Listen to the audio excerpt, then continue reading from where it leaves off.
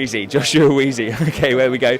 You're the coordinator for Adopt a Negotiator, which is a project running here in the throughout the kind of process, throughout the UNFCCC process.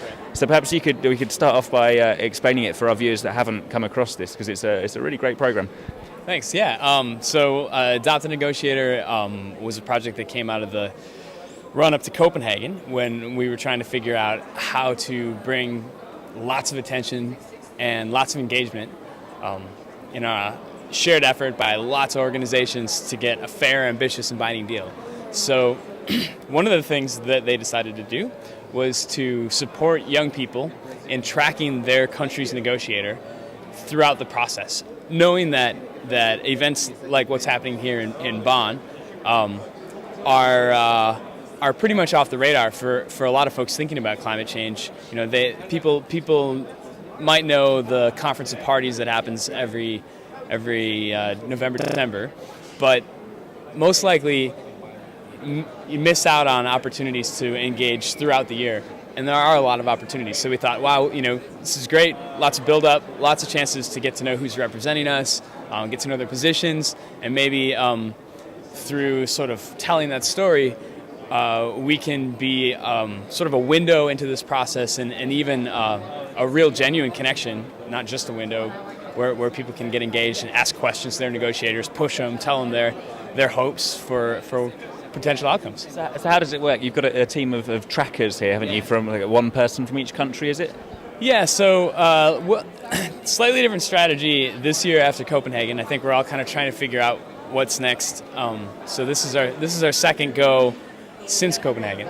But last year the goal was we had a limited number of funds, and this project was supported by a coalition called takingn, or the takingn campaign, a coalition called the Global Campaign for Climate Action. A lot of organizations that are focused on climate issues from a development perspective or environmental perspective or human rights perspective, or lots of different angles, but all agreed on fair, ambitious, binding deal, and loosely agreed on sort of who are some of the key players for pushing to unlock some sort of deal that we could celebrate or at least live with. And we started with a small group, something like 10 or 11, maybe, I don't remember. Before I came on board, and it was just kind of a pilot project supported by mostly Oxfam and then more broadly by this coalition. And they just decided to test it out and bring some young people, see if they could get to know their negotiator. One person per sort of team of negotiators or per lead negotiator, one adopter. And we had a few people from Europe, a guy from the States, somebody from Japan, and somebody from Australia. So these young people, they come to these conferences and they kind of go and introduce themselves to the negotiator, and they say, just to let you know, I'm going to be following you around and making sure we're keeping tabs on you. And then they blog, is that right? They send a blog out kind of every day, letting people know what's happening. Yeah, that's right. Basically, they're like, hello, I'm working on this project. It's called Adopt a Negotiator. I've adopted you in the lead up to Copenhagen. So I'm gonna be here, kind of just following you around.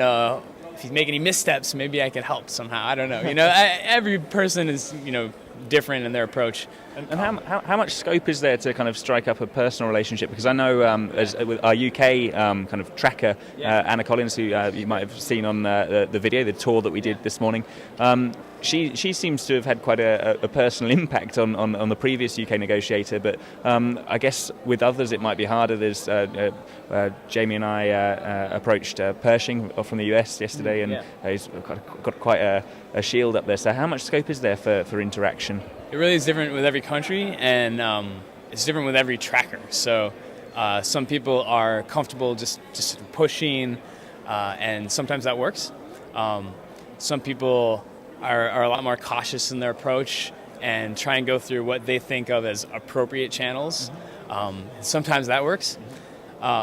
And sometimes we make big mistakes. Break the rules sort of was an example. Our German tracker sort of getting to know the UNFCCC, didn't quite understand the rules between, what's a closed meeting, what's a public meeting, and I think he ended up live broadcasting a closed meeting via his mobile phone, right? Trying to use these digital tools, communicate through these mediums that that our peers are really communicating through, some Facebook and online video and all that. So he's broadcasting, and then takes video clips, puts them up on YouTube.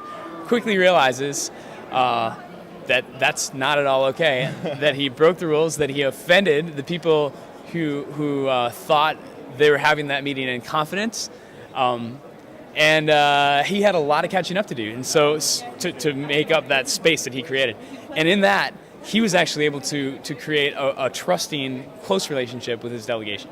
Well, as far as I was able to tell, So he had a pretty good rapport, but he'd only established that through some pretty significant missteps. Big pushback, getting blocked out, and then realizing, okay, I got to fix this. And it's an interesting issue, actually. You mentioned, a negotiator in a closed meeting with twittering and blogging, and I know that a lot of your trackers and you're active on Twitter, and we follow the hashtags UNFCCC for this one, and you get reams of stuff coming up. It's a great way to follow the talks, actually. And the UN is not always sure how to deal with the new media stuff. It's a little bit similar with us. Are we traditional press? Are we bloggers? Are we part of the NGO network? And is that posed a problem for you? In the case of our German tracker and live broadcasting the wrong thing, yes. There have been times where I think the Secretariat's been really good in trying to find the right course forward, trying to really leverage these tools to improve the process and limit the use when they feel it's inappropriate. So, for example, the UNFCCC has an iPhone app that was launched in Copenhagen and then repurposed for later talks. And that lets you check the schedule live, and there's a Twitter feed and all that. We live tweet with the hashtag UNFCCC the talks as they're going on, as long as it's not a closed meeting. But yeah, there's some gray area. If it's closed to press, but we're observers, we're allowed in the meeting. Where is the line? I mean, should we not be allowed to tell that story to our peers? I'm not sure. Do we have to wait until after? I'm not sure. So I think it is a learning, and we're kind of figuring it out.